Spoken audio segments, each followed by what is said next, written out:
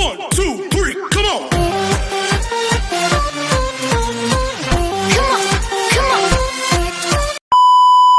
Hello beautiful people! Welcome back to my channel. This is your Mama Sam. Hola mga amigo, amiga, kumare at kumpare. Kamusta kayong lahat? Sana lahat po kayo ay okay at safe ngayong araw na ito. At syempre, kung ako naman ang tatanungin nyo, nakikita naman ninyo ang beauty ng Mama Sam ninyo, fresh overload pa rin, di ba? Ganyan talaga kapag umiinom ka ng maraming vitamin C plus kumakain ka ng maraming banana. Dahil sa banana, mas nakakaloka ang kagandahan ng Mama Sam ninyo. Charot! So, kamusta naman kayong lahat? Sana lahat po kayo ay okay na okay ngayong araw ng Sunday. So, have a blessed Sunday po sa atin lahat ng bonggang-bongga. At hindi lang yan, syempre. Maraming salamat po sa walang sawang tumatangkilik dito sa Mama Sam Vlog. Araw-araw, lagi-lagi. Maraming salamat, guys, sa pagmamahal at suporta na binibigay ninyo. At syempre, sa lahat naman ng makasolid na makamama Sam dyan, di ba? Na talagang lagi nakatutok dito. Maraming salamat, guys, sa inyong lahat. Saka sa mga bago nating subscribers, thank you po sa inyong lahat. Kaya naman ngayong araw na to, marami akong hatid na chika sa inyo na talaga naman, oh my gosh, magtataas ang kilay ninyo ng bonggang-bongga sa mga pag-uusapan natin ngayon. Kaya guys, wag na nating patagalin ang ating mga chika.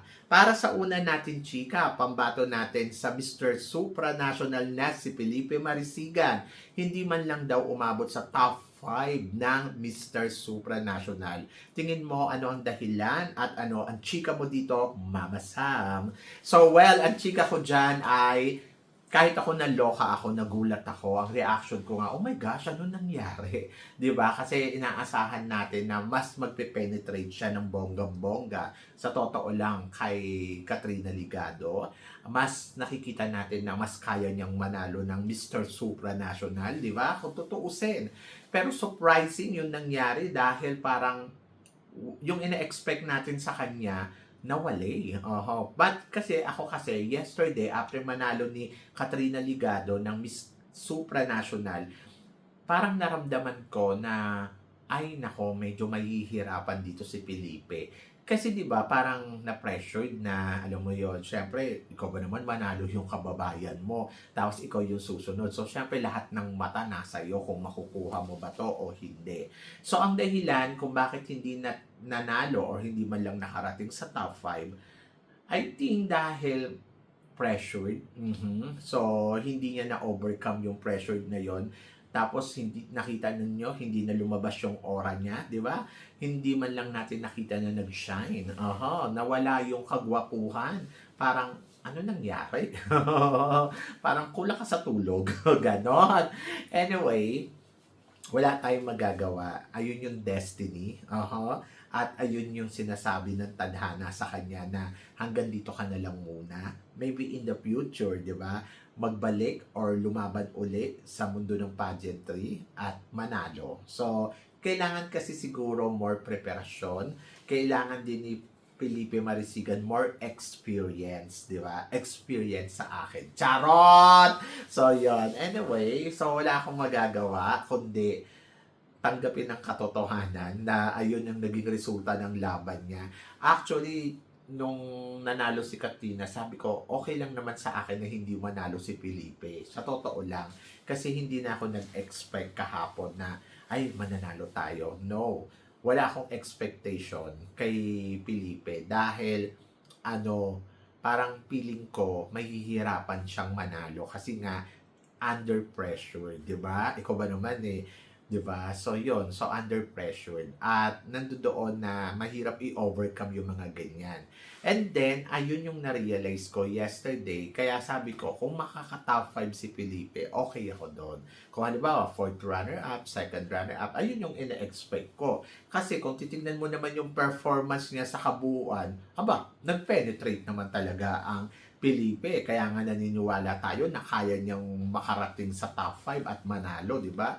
Pero, kabaliktaran yung nangyari. Parang, ang iniisip natin noon si Katrina baka hanggang top 20 lang or hanggang top 12. Tapos ayun pala si Felipe pala yung gano'n, no, di ba? Pero okay lang, job well done kay Felipe and congratulations pa din, di ba? So yan. So better luck next time. Sana sumali uli. Pero kasi yung experience niyang to, ayun yung magdadala sa kanya para mahinog ang Felipe kasi hilaw pa talaga, charot. So yun, hindi, bata pa. Nawala yung kagwapuhan niya, no? Parang naging kamukha siya ni Cesar Montano, charot. Anyway, good luck. Yung si Cesar Montano, hindi yung bata, yung tumanda si Cesar Montano, charot. Ay, good luck na lang kay Felipe and congratulations pa din kasi at least nakapasok pa rin sa top 20, di ba? So, ang taas ng talon, ha, Felipe. Sa tangkad mong yan, kaya mong tumalo ng ganong kataas. Ang bongga, di ba? So, naloloka ako. Anyway, good luck and congratulations. Ano naman ang masasabi mo para sa sumunod natin, chika? Continental Ambassador ng Mr. Supranational na sina Zambia, Brazil, Curacao, Thailand, and Czech Republic. Congratulations, di ba? At least si RoboCop, ito nga si Thailand. Hindi mo inaasahan na abot pa pala sa top 12. Di ba? So, kahit ganun-ganun ang performance niya na parang hindi na gumagalaw ang mukha, hindi gumagalaw ang katawan, at least, di ba, nakarating sa top 5. Sa top 12. In fairness, di ba? So, yon. So, congratulations, syempre, sa Continental Queen. Sabi ko, as Continental King, or sa Continental Ambassador. Sabi ko nga, sana man lang si Felipe nakarating dyan. Kaso, wala yung talaga.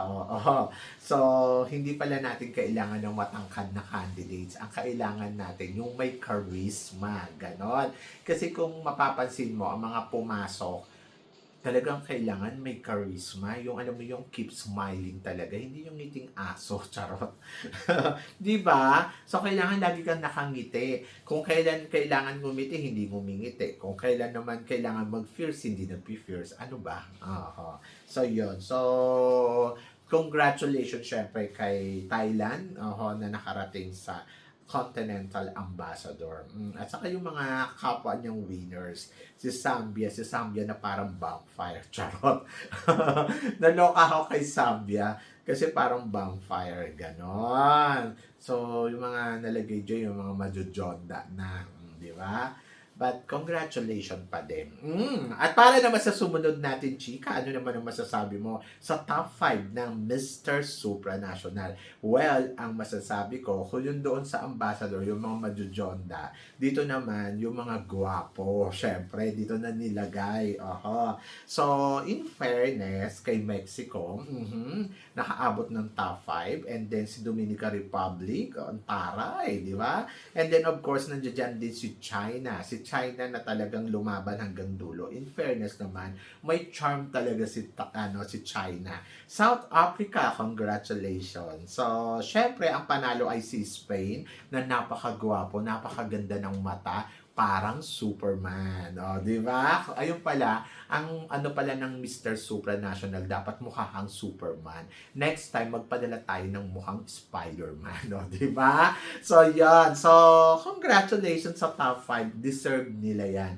At nakita naman natin na talagang lumalaban talaga sila ng bonggang-bongga. At in fairness sa mga kagwapuhan nila, parang gusto kong anakan nila ako ng bonggang-bongga din. Ganon!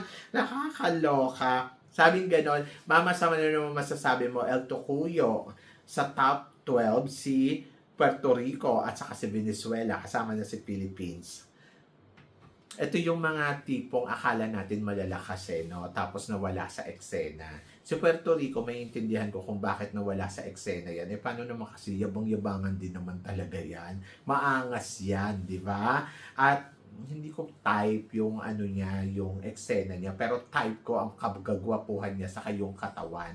Medyo maangas lang. Si Venezuela, siya pinasurprise ako. Sabi ko nga, sayang, sana nakarating man lang sa top 12, di ba? And then ayun, si Felipe, syempre nangihinayang din ako kay Felipe kasi ang ina-expect ko sa kanya makakarating ng top 5. hindi ko inaasahan na manalo kasi parang feeling ko hindi naman mananalo. Pero umaasa ako na magpe-penetrate pa rin ng top 5. Kaso hindi, o 'di ba? So syempre sayang. Pero malay mo naman next time sumali sila sa ibang pageant, o 'di ba? Ayun, so laban lang ulit. Oh, ganon. And then, in fairness sa mga kalalakihan na yan, mga naggagwapuhan at grabe. Oho. So, ganun talaga ang buhay. Weather lang. O, di ba? So, para naman sa sumunod nating chika, Mr. Nawat pinuri ang ating bagong reyna na si Katrina Ligado na nanalo ng Miss supranational. So nag-congratulate si Mr. Nawat. Siguro dahil nakita niya si Katrina Ligado nung pumunta siya sa Miss Universe Philippines. 'Di ba?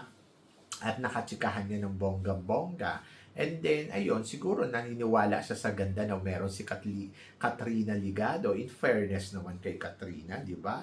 Maganda naman talaga. Kung ganda ang pag-uusapan, wala akong masabi. Kaya ni Katrina sumabay doon sa mga naging reyna ng Miss Supranational. Pero ang ganda talaga ni Ecuador, di ba? So sa Ecuador talaga, nung 2023 ba, yung batch ni Pauline Amelex, ay, winner ang beauty kagabi. Naloka ako. Pero ito ang mas naloka ako nung inintroduce ng host etong si Katrina Ligado na from Indonesia. Ayan, may nagtatanong, anong reaction ko daw dyan? Ang reaction ko dyan, syempre, naloka ako na parang ang ngiti ni Katrina Ligado na parang alam mo yun, na parang, di ba? Mukha ba siyang Indonesia? No, di ba?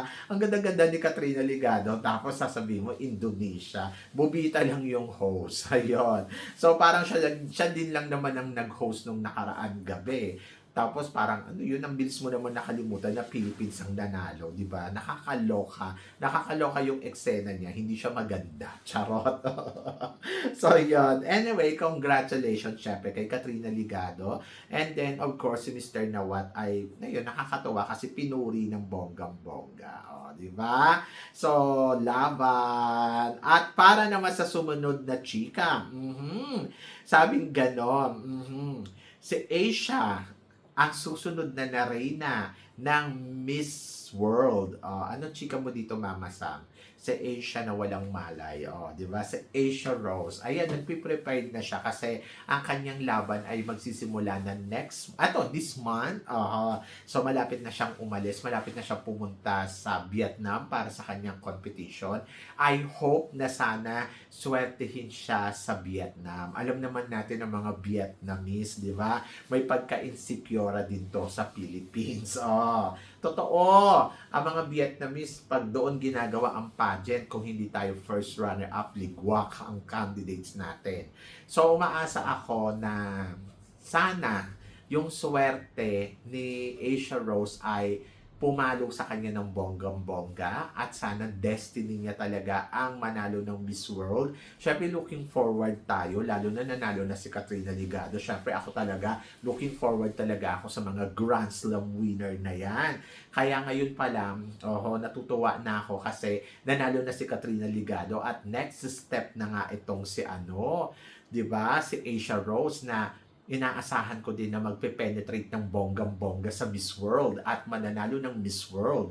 Maganda si Asia kasi alam mo na yung advocacy niya ay very strong. At alam naman natin si Madam Julia, gusto niya may mga advocacy, di ba? So, preparasyon na lang ang kailangan ni Asia para sa kanyang magiging laban, especially yung gown na susuotin. Ay nako, I hope na sana palong-palo ng bonggang-bongga at hindi maligwak, di ba? So, yon. So, basta laban lang. Alam ko at kilala ko kung sino ang gagawa ng gown niya, pero abangan na lang ninyo kung ano yung magiging outfit, di ba, ng kanyang gown. Kung ito ba ay papalo or hindi. Challenge sa designer ngayon na gumawa ng bonggang-bonggang gown para kay Katrina Ligado. Panalo. Di ba? So, yon, looking forward tayo dyan. Pero eto, maging looking forward ka kaya, syempre, sa mga susunod pang laban ng mga Pilipina Beauty Queens. Sa Miss Charm. Ayan, si April Smith. Tapos, sa Miss Cosmo naman, syempre, si Bella Ismael. And then, of course, Miss International. Ayan nga, si Katrina Johnson. Oh. And then si Katrina Ligado tapos na, nanalo na nga at ayan na nga. Well, ang masasabi ko, syempre, ako, looking forward ako sa Miss International. Dahil another Katrina na naman ang lalaban. Mukhang swerte ang mga Katrina ngayon. And then, looking forward talaga ako sa ipapakita ni Katrina Johnson sa Miss International. Mataas ang expectation ko kay Katrina Johnson na magpe-penetrate ng bonggang-bongga at mananalo. Sabi nga nung friend ko kahapon, nakachikahan ko, sabi nga nako Mama Sam, para naman si Katrina Johnson ay artistahin ng dating, hindi naman daw pang beauty queen. Sabi ko naman, ano ka ba? Mananalo yun ang Miss International. Naniniwala ako na yung determination kasi ni Katrina Johnson, nandoon. At lalo na ngayon, nanalo si Katrina Ligado. So, syempre yung mga beauty queens natin, talagang doon na sila na parang no, dapat manalo tayo. Especially sa Asia Rose, di ba? Kasi siya yung susunod na lalaban. At nagiging matindi na ang preparasyon niya talaga. At looking forward talaga ako sa makikita ko kay Asia Rose. And then, of course, dito din kay Katrina Johnson na alam ko na magpe-penetrate ng bonggang-bongga kasi isang taon mahigit ang hinintay niya para sa pageant na to. At yung vibes niya, parang feeling ko, yes, gustong-gusto niyang manalo. Kaya, laban yan, di ba? So, yon. So, looking forward ako. And then, dito naman, syempre, kay Bella Ismaela at saka, syempre, sa ating Miss Char, na lalaban din ngayon December, ay maghintay lang kayo dahil darating tayo dyan ng bonggang-bongga sa competition ninyo. So, ako, habang hindi pa dumarating sa kanila yung competition, edi, ang gawin na lang nila ay mag-prepare ng bonggang-bongga. Malay mo, di ba? So, masungkit nila ang corona ng Miss Charm at saka ng Miss Cosmo ngayong taon na to. At maging winner ang mga babaeng yan na magkukumpit sa international stage. So, looking forward ako and let's see, di ba? So, yun. So, basta tiwala at laban lang. Parang sa sumunod natin, chika, ganap noong 2013, maulit kaya ngayong 2016? Yung 2013 kasi, nanalo tayo ng Miss Supranational. Tapos, nanalo tayo ng Miss World. Ayun din yung kauna-unahang panalo natin ng Miss World. And then, nanalo tayo ng Miss International at nag-top 5 third runner-up tayo sa Miss Universe. So ngayon, sinasabi nila, maulit daw kaya uli ngayon.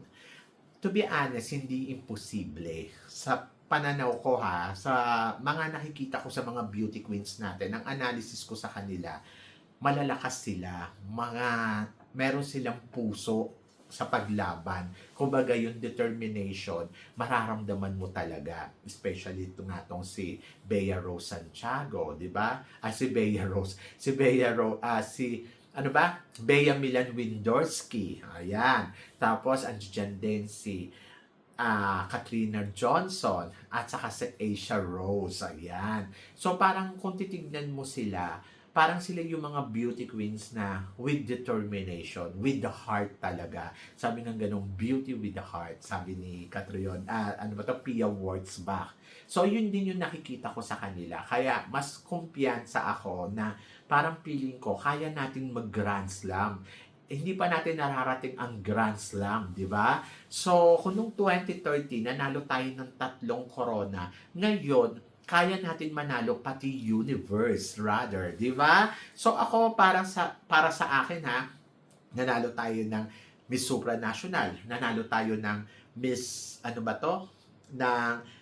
ng susunod Miss World. O, di ba? Kaya natin 'yan. Kaya mag-penetrate ng mga kandidatang to. Kaya sabi ko nga ito yung taon na pwede tayong mag-Grand Slam talaga. At may nafe-feel talaga ako na kaya natin makuha yun kasi magagaling ang mga beauty queens natin. Huwag na nating isama muna yung Miss Grand kasi syempre kakapanalo lang natin sa Miss Grand. So imposible naman na ipanalo ulit tayo for back-to-back win, di ba? So parang ano yun? Pero kung magkakaroon tayo ng malakas na kandidata at may swerte. Tapos nakuha na natin yung Miss Universe, nakuha na natin yung ano. Grand Slam na to, di ba? So, papanawat, magpapahuli ka pa ba? O, di ba? So, yun. So, titingnan natin kung ano ang mangyayari, kung ang swerte nga ba ngayon ay nasa Pilipinas, di ba?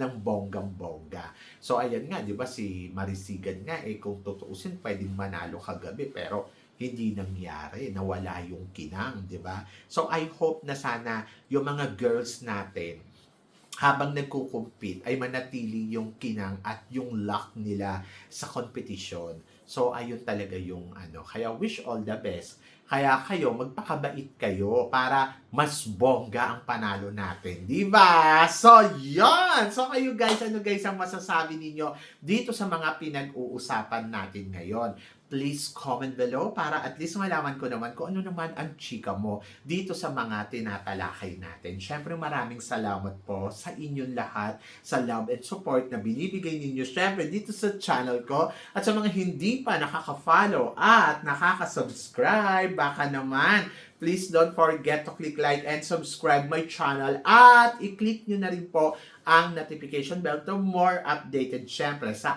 aking mga chika. Sabi nga ganon, always keep smiling and laban lang. So guys, hanggang dito na lang. Hanggang sa muli nating chikahan. See you tomorrow. Thank you guys!